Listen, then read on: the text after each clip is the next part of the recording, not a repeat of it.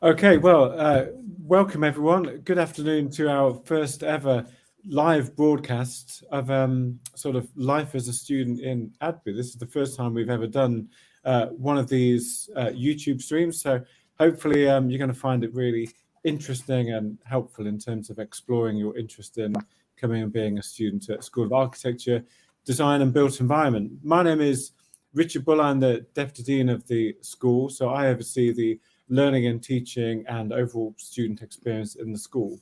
And I'll just go around and introduce everyone. I'll just tell you who they are, and then we'll get on to talking through some questions about what life is like at ADBE. We call it ADBE as for short here. So Chris, why don't you introduce yourself first? Hello everyone, my name is Chris Jones. I am the School Employability Manager for Architecture, Design and Built Environment. So that means my role is coordinating all of our employability support for the students on our courses to make sure that they all progress and leave NTU with the best possible opportunities for their future careers and lives. Great, thanks Chris. And then Bhavna? Hello everyone, I'm Bhavna Crossley. I'm the Programme Manager for Architectural Technology, as well as the course leader. I look after the students and the staff here on the course. Fantastic. And last but not least, Karma. Hi, my name is Karma. I'm a BSc Product Design student. I just finished second year and I'm going into third year in September.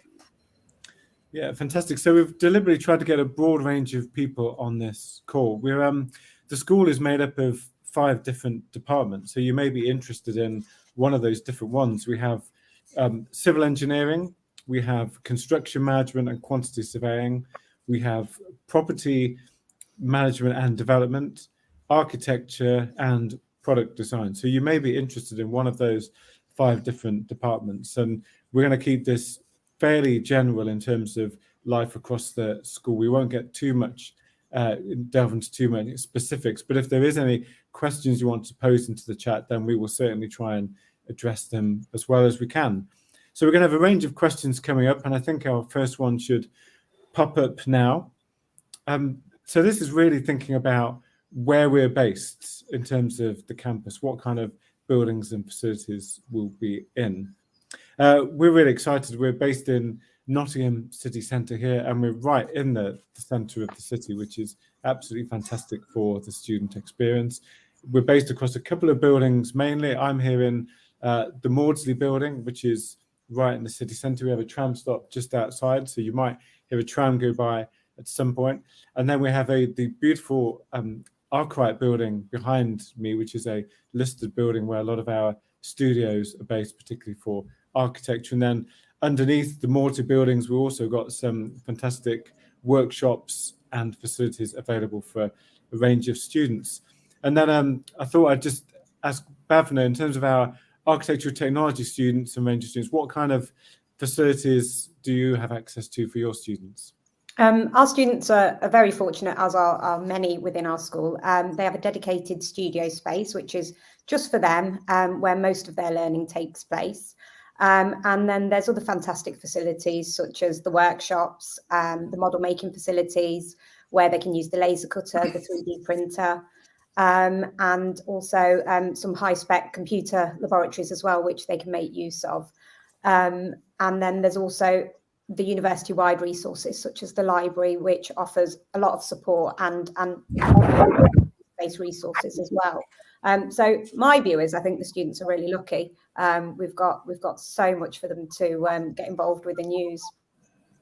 I mean, that you mentioned that practical dimension, and that's key across all of our courses, isn't it? And one of our strap lines of our school, we talk about being makers, and that's a key facility. Actually, whether you're in civil engineering or building surveying, architecture product, you're going to get involved in a workshop, in a lab at some point, and probably end up making something. Absolutely. That's been your experience, Karma, as well as a product design student? Sorry, your mic cut off. I didn't hear you. Oh, did it? Oh, okay. Maybe Yeah. I put a bit of paper on it. Yeah, that maker dimension, the practical dimension to what we do in our courses, has that been your experience? What are some of the facilities that you've had access to as a product design student? Yeah, definitely. I would say, especially in second year, because obviously during first year we had COVID, so we weren't on campus as much. But this year has been a chance for most of the people on my course to get their workshop induction. So many of us have been able to learn how to use the metal workshop. We've been able to learn how to use the laser cutter. We've always been able to use the 3D printing facilities ever since first year. So that's something that we've continued doing. And we've learned how to work with silicone. There's such a wide range of things that we've learned how to do. And I would say, especially this year, we've been able to put it into practice. Yeah, gosh, you brought up the COVID word, the that experience. So you arrived, and much of your first year was then disrupted. I mean, the school has made a strong priority to get back to sort of over 90% in-person teaching as much as possible. How's that shift been then from the first year to the second year for you? You're back now fully in person, aren't you, I think? Yeah, I would say it was a bit challenging in the first term because you kind of go from being on campus not at all for the first 2 semesters of first year. And then in the third semester, you're there like 2 times a week. And then first semester of second year, we were on campus essentially every day. So I think there was definitely a bit of a transition where it was tricky for some people. And I would say for me, especially, it was maybe a bit difficult in the first week or two just to get used to having to be awake and on campus and just present and ready to go from 9 a.m. every day. But I think it's been something that we've all benefited from. I feel like I've been able to kind of like, get into the rhythm of actually being a product designer because I've had the experience of being in a practical setting. So it's definitely something that I've benefited from. And it definitely does prepare you for the work world because design is a 9 to 5. So, you do have to get into that rhythm of coming to uni every day as a 9 to 5 because that will be your life once you graduate. Yeah, and that shift and disruption in your experience was what industry experienced as well, and you've learned how to adapt to that. So in terms of a typical week then, Bhavna, your students, what does a typical week look like in terms of seminars, lectures? How often are they in? Yeah, we as part of our sort of Success for All initiative, we try to consolidate teaching to 3 days because we do understand that some students need to work, some students travel in, and some are carers. So everyone's got a different set of circumstances. So we try to be mindful of that when we're designing the timetable. So in the first year, typically you'd be in for three of the 5 days. You'd have self-directed learning outside of that. And we try and not have 9 o'clock starts and start at 10 o'clock and finish by about 5. So we try to be kind to our students. But typically you'd have about 3 full days. Yeah, so that in-person experience is absolutely key to what we do. But alongside that, you're in these buildings, having very practical experiences, but the trips and opportunities are quite key as well. So let's have a think about what they are. So Karma, have you been on any trips? Have you had any opportunities to sort of travel and get out of Nottingham and do things? Yeah, definitely. I've had a few. So I would say we've had 3 key ones this year with the projects that we've done. So the first major project, I think the first project we actually did at the beginning of second year was a project in relation to the medical field. And it was to kind of reduce the use of single-use plastics within the medical industry and design a product that is reusable, recyclable, and just kind of like a bit better in terms of sustainability for the medical industry because it's a big industry for pollutants when it comes to plastic. So to kind of like help us gather primary information for that trip, we took a trip to the NEC. So in Birmingham, and there were lots of medical conventions going on in the NEC. So we were able to talk to experts, take notes. We were there for like, I think 6 hours, and then we came back. So that was one of the key trips we took this year. And I definitely gathered a lot of information. Plus you get a lot of freebies when you go to the NEC. So definitely lots of pens, pencils, lots of things that you can gather at the NEC. And then we had a second trip to the NEC, which was actually our final project of the year, where we did something with Tesco. And for that project, to support that project, we went to the NEC when they were doing like food conventions, farmers markets, and those kinds of things to get a bit more primary information from experts as well, and for people who would be presenting. So that's the kind of stuff we do. Sometimes we'll do very much brand-led trips. So we had a project we did with JCB, and so to support that project we actually went to JCB's headquarters, which is a bit in the outskirts. So that was something we did as well. And a similar thing with Trample Boards, which is a little bit more on the outskirts of Nottingham as well. So definitely we do have more general support and then more like direct support when it comes to trips, but you definitely will have trips. Yeah, fantastic. Is that how about in architecture technology? Having Yes. students been away anywhere? Yeah, very similar. This year, obviously with COVID, there was a bit of a stop to some of the trips. But this year we took our second years, final year students and master students to Edinburgh for 4 nights, which was a fantastic trip. We do a lot of things. The first years go to Basford Hall and learn some practical skills like bricklaying, plastering and services, so they get that real hands-on experience. We do a lot of sort of field trips to visiting architecture and local buildings. So we get the students to understand what a space feels like, what the light's like, and what the quality of materials are like. So we try and expose the students as much as we can to what's being built, what's out there, and to start to form their own opinions and their own style of what they want their architectural style to be. Yeah, fantastic. And that's replicated across all of our courses and departments, actually. They're all across to try and have practical experiences off campus, and where possible, is obviously, as you said, really difficult the last couple of years with COVID travel restrictions. But yeah, we've tried to get students back out into Europe and international as much as possible as well. So just check your course pages if you're looking at to see what's covered there. Okay, so let's we talked a little bit about sort of facilities, placement, sort of places we get to go to and things. Employability is also really key to our school, and we just had our latest graduate outcomes survey data released a few days ago. This is where we the university measures where students are at in terms of highly skilled employment, and we get a percentage rating. We were delighted that our students, over 87%, are in highly skilled employment, sort of 15 months on from being with us, and some fantastic scores across our department. So let's Chris, let's have a little chat about employability and what we do as a school to support students with their future prospects and employability. Yeah, absolutely. Thanks, Richard. Yeah, as you said, so we're very pleased, and we have traditionally always been very high performing school in terms of those graduate outcome measures. Some of you who may be looking at your different options across university courses will probably be taking an interest into your graduate prospects. So it's really worth having a look at that and looking at the graduate outcome survey results and prospects for the different courses you might choose to apply for. But as Richard said, really high score there, you know, far higher than sort of probably the overall university sector average. And I think the reason for that is probably multifaceted, but primarily, you know, it's about the courses that we offer and the fact that they're all professionally accredited, professional development courses that are all recognised by industry bodies within the built environment and design sectors. And that's an industry where there's a lot of demand for graduate level skills and a lot of job opportunities, and actually proved pretty resilient through COVID and through lockdown. And certainly at the moment, there's a lot of demand for our students and graduates as they come into the labour market.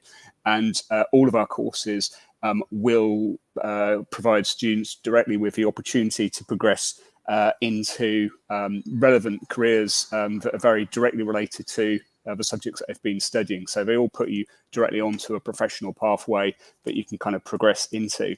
And that's not to say that you don't have other options. You certainly do, because they also offer a whole range of really good, strong transferable skills. So students can choose to go in a number of different directions. But certainly it's nice to have the reassurance that actually the course that you've studied will equip you and qualify you and prepare you for progressing directly into a really highly skilled and interesting professional role.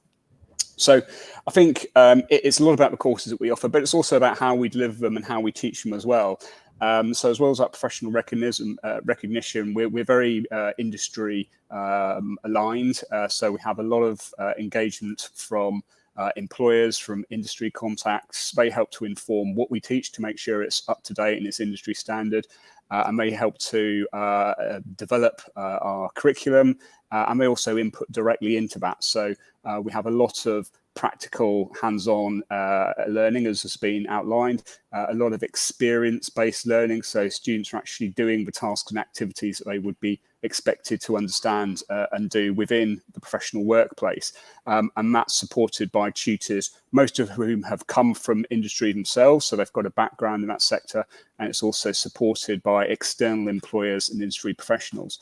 And the university has a commitment to offering all students periods of work-like experience, as we're calling it. So that's making sure that regardless of whether you do additional placements or work experience opportunities, what gets delivered within your course gives you practical insights into employment, the working world, and the particular industry that you're interested in. So it's certainly really good to be able to equip students for their future prospects in that respect through the courses.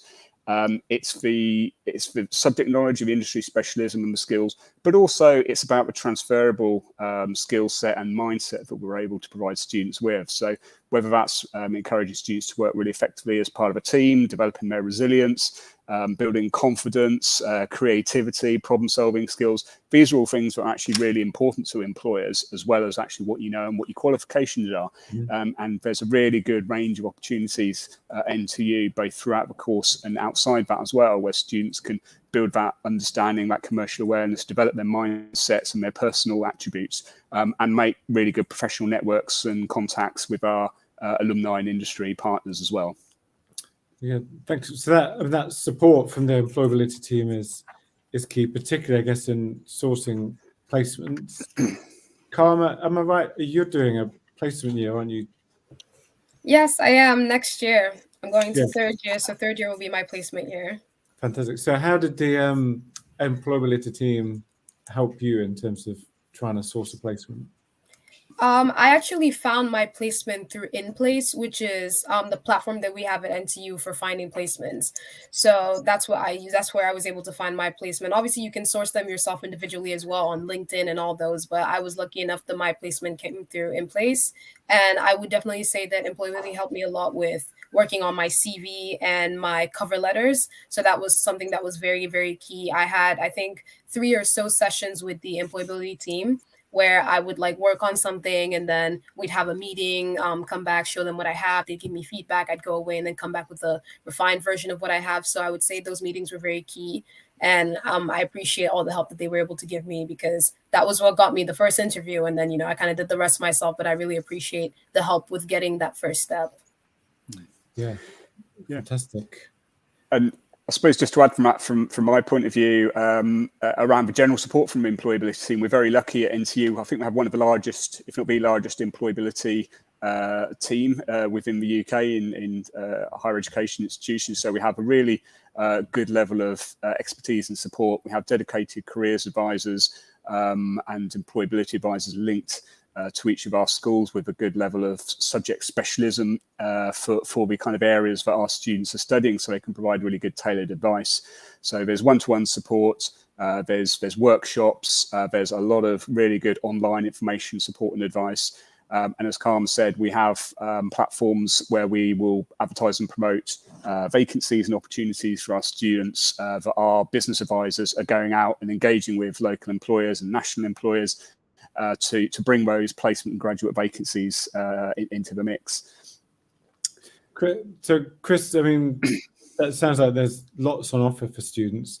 Thinking about the kind of employers and roles that graduates go on to work, I mean, we mentioned the fantastic graduate outcome survey, but ground that down into sort of some of the kind of jobs and sort of careers that people go into. Yeah. So it's very varied, and the majority of our students do go into work for graduate roles that are directly related to their degree subject, as I said earlier. So typically, a student that's maybe studying architectural technology in Bavna's area would progress on into an architectural technologist role, at least initially. The majority of our product design students, again, start with their careers within a product design related role in industry, the same for civil engineering, architecture, etc., as you would expect. So that tends to be the pathway that the majority of students do. And that's not to say they necessarily stick within those job roles for their entire career, but it gives them a starting point in the industry, and then they can see where they progress and grow and develop from there. And in terms of the types of employers, it's again very varied. So a number of students do go to work for large graduate recruiters. And again, we have a kind of good reputation, I would say, nationally across this sector for the quality of our students. So there are some, companies that have very sort of competitive graduate schemes that take on big numbers of students every year. So probably our largest recruiter is a company called Volker Fitzpatrick, who recruits students from right across civil engineering, construction management, quantity surveying disciplines, and they probably take on a dozen students or so a year from NTU. But then there's other large national companies that people may have heard of, places like Balfour Beatty or Savills or AECOM, where our students go on to work and secure successful graduate roles. But then it's not just those kind of large national, international consultancies and construction companies. We have students that go and progress into large and small architectural and design practices, local companies, small and medium enterprises, startups. Around 10% of our graduates are self-employed. 15 months after graduation. So we have quite a lot who are going out and being enterprising and setting up their own businesses.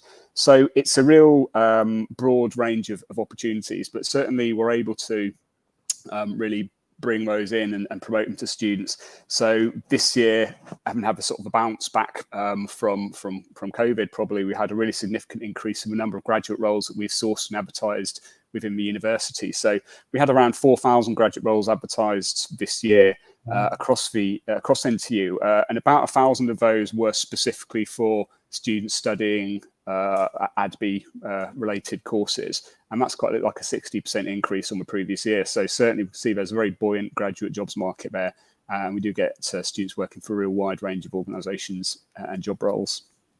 Great, yeah, Bhavna, where can you think of some of your students where any sort of notable? So yeah, I mean, a lot is as Chris said, but if I think of some highlights, we've had a few of our students working for Foster and Partners in London, which is one of the biggest architectural firms, and we've just developed a relationship with them where they're going to be offering short placements and sort of mentoring roles to our existing students. So that's a great one. And then we've had one student this year who has had a placement with Warner Brothers, working on set design and things like that. So really, really diverse mix of sort of areas that our students go into, but super creative. I think, you can be the person in the office who enjoys producing the drawings, or you can be on site, or you can become a BIM manager. There's just a lot of opportunity with the sort of set of skills that we sort of equip our students with. Yeah, great. Karma, is it too early to ask whether you know sort of what you want to do at the end of your degree? Are you going to wait to see how the placement year goes, or what are you thinking?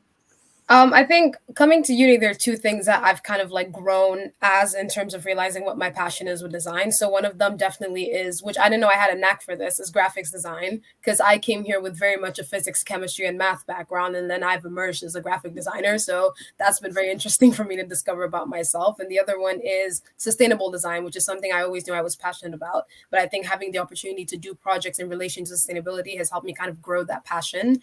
So my placement for next year, which is with Sarah Turner Eco Art and Design, is actually around sustainability, and it's around essentially making art pieces and commissions for companies and things like that from recycled and upcycled materials. So that's something that I'm very excited about because it's something that I'm passionate about. And the other thing I'm passionate about is graphics design. And I've been lucky enough to get interviews with placements that do more graphic stuff. I've had interviews with Disney, I've had interviews with Pepsi and stuff to do with graphic roles. So I think definitely I want to see myself hopefully graduate and go into one of those two fields. If I could find one that combines both, I'll be very happy. If I could get into any, that would also make me very, very happy. Yeah, well, fantastic. So one last question on employability, and then we'll move on to broader life. So Chris, in terms of, we talked about the placement support that's offered, but are there other sort of events and opportunities that students will have access to around support for their employability? Yeah, absolutely. So there's lots of things that will happen both sort of within and beyond the degree course. So some of the kind of highlights, I suppose, of our employability focused events would be things like, we have a very large built environment jobs fair that happens annually every October. And that's where we're now able to bring that back face to face after having a few years, obviously, of that having to be taking place online. So we're really excited that's now actually going to be back on our campus. And traditionally, we have probably around about 100 employers from right across the sector that will come to that, of all different sizes, with graduate and placement roles and opportunities. So that's a great early opportunity for students to kind of meet and engage with employers on campus. And we also have a range of other events across the school. So, for example, we tend to run an annual event called the Architecture Exchange. So that's more focused on students within our architecture subject group. Again, they can kind of do that networking, engagement with employers, hear about working in the sector. Employers can come in and look at their examples of their work and give them sort of feedback and so on. We're also very focused on supporting and promoting equality, diversity, inclusion right across the sector. And really sort of pushing that internally within the school. So again, we have sort of events like a Women in Built Environment event, again, where we have female graduates and alumni and industry professionals coming back and engaging with our students here who are studying our courses to really sort of provide some inspiration and motivation around those opportunities in that sector.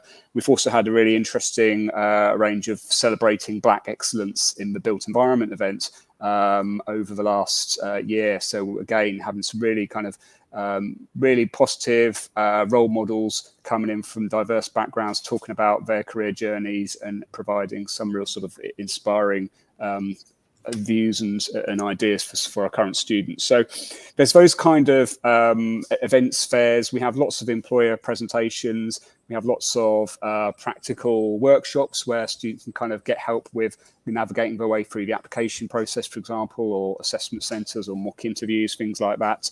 There's a range of other things, mentoring programs, you know, all sorts of extracurricular events and opportunities. And students who engage in those things, even if they're outside their course, can get sort of recognition for that through our NTU Employability Awards. So you can kind of gain points for some of those additional extracurricular employability activities you take part in. So that actually get accredited, and those are things that you can kind of add to your CV. One of the other things that's quite exciting for students to get involved in and think about is entering into competitions as well. And that's something that's very much promoted again through course teams. For students to actually take part in industry competitions. And that really gives them an opportunity to show what they can do and to raise their profile. And this year, for example, we've had a number of our product design students be really successful in a national packaging design competition. We had, I think, 22 students that won awards at that. We've had one of our property students this year has won regional Women in Property competition, you know, for the kind of inspirational work which she's sort of been progressing in that area. And we just learned today that actually some of our product design students are down in London at the moment at an industry degree show displaying their work. And one of our students there has been awarded John Lewis Prize for Innovation, for example. So there's loads of those kind of additional extracurricular competitions and awards that students can take place in. Employer challenges, you know, all that sort of stuff, as well as short-term work experience, placement opportunities that you can do in addition to your course. And I suppose I would say from an employability point of view, the more that you can get involved in, can get engaged with as a student, and that's whatever course you're doing and wherever you go, the more you're going to enhance your opportunities, because it's sometimes those extra things that you do that will really help you stand out with employers. And equally, we've talked quite a lot about placements and heard about Karma's sort of plans for her year in industry, but I would certainly encourage and advise all students, again, whatever course you may be looking at, to really explore the benefits of undertaking a placement year in industry as part of your course, because that's where you can really get that practical experience, apply theory to practice, and develop your skills and your confidence, make really good contacts, and that's definitely a really positive way of improving your future prospects. Yeah, thanks, Chris. That's really good to hear the support on offer, and that's partly why we do so well with our graduate outcomes score. So let's sort of final part of our video then. We're just going to have a couple of questions about life as an ADBE student. Now, you know, Bhavna, you're back. I'm back.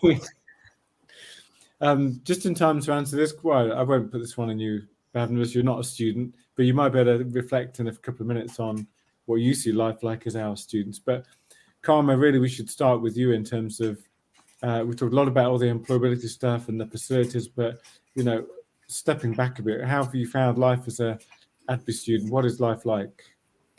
It's very rigorous and very demanding, but I think it's very rewarding as well, because obviously, like we've established, it's a very hands-on, practical sort of course. Therefore, just a lot of moving around between, oh, I have this project to do, I have to make sure I get my thing 3D printed on time, and if that fails, I have to get it printed again. Oh my goodness, everyone's in the laser cutting room. I need to make sure that I can book my slot in there so I can get this done. So there's definitely a lot of like running around trying to get things done, because you want everything to be done to the highest caliber, because you put a lot of work and heart into your projects. So it is very demanding, but I think it's something that I found very rewarding, because once everything is said and done and you're putting together your portfolio and you kind of look back at all the work that you've done over the term, if it's work where you feel like you've genuinely put in your heart and your soul, you are very proud of yourself. So I think it's something that can be very rewarding. And just from the general standpoint of like ADBE, one thing I always enjoy, and something that I can say everyone else enjoys a little bit, is just the fact that there's a bit of just an unspoken connection between all the people doing each course. It's like I'll be in the hallway and then I'll see the architecture students trying to carry their model upstairs, and then we just kind of move out the way to make space for them so they can carry their stuff upstairs. Or we'll be passing by and we'll see the furniture students like stressing to go get a certain kind of wood so they can work on their models, and we can just all relate to each other without even having to talk to each other. So I definitely enjoy that aspect as well. Yeah, I mean, from my observation, I see the students do work incredibly hard, but equally they play very hard as well. I mean, Nottingham is a great city, I think, to be a student in. Bhavna, I know one of the things we do is, like with our welcome weeks, we take students all around the city, don't we? And they seem to have a pretty good time.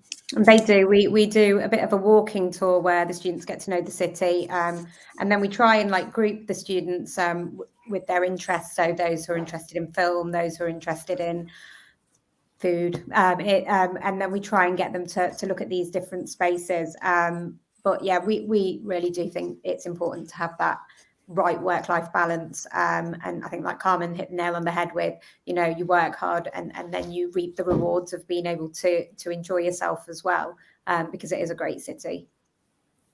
Yeah, Chris, any top tips from you for Nottingham as a city and being a student here at ADBE? Well, it's probably a little while since my student days, to be honest, but I mean, I think as I said, whenever we have alumni come back and speak to our students, so people who've graduated from NTU, or when we have employers come back, the thing that they all tend to say is, what I wish I'd done when I was a student was taken more advantage of all the opportunities that are available to me as a student. And that's true wherever you go to university. But I mean, there are so many things that you can do and you can get involved in, and you can take part in, both stuff that's organised through the university, but things that happen outside as well. So, try something new.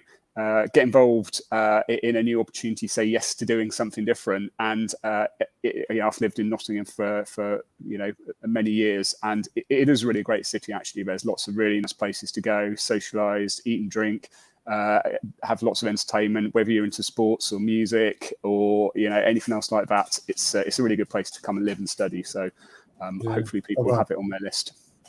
I agree. And our last question, sort of, do we have time for, picks up on societies, and this is partly again the extracurricular stuff that we do. We want students to not just work but to have a life outside of their studies. Karma, have you been involved in any societies in particular? Is there any that you'd recommend? I mean, I'm aware of our civil society is very active, and there's a whole range of ones across the whole university, but anything you've been involved in? I actually joined the Design Society this year. So they've had a lot of workshops and just things in relation to working together, designing together.